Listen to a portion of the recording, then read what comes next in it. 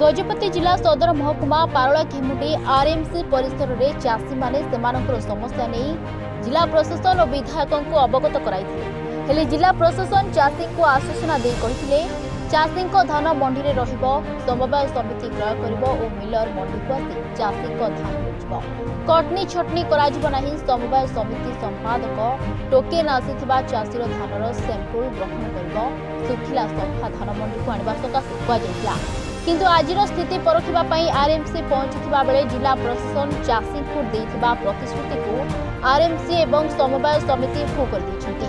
चाषी धान मंडी को आसिबा परे समवाय समिति धानर मान निरीक्षण करबा परे चाषीर धान मिल को पठाई दैछि चाषीर पूर्वरु जहा स्थिति थिला वर्तमान मध्य सेही परि रहिछि चाषी दुख द्विगुणित हो जाइछि जहा पूर्वरु थिला वर्तमान मध्य सेही परि रहिछि किछि परिवर्तन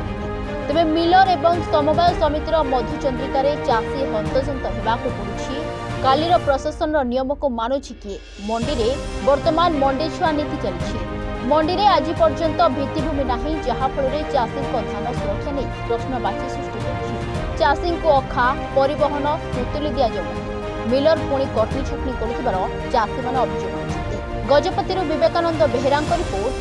रिपोर्ट टुडे।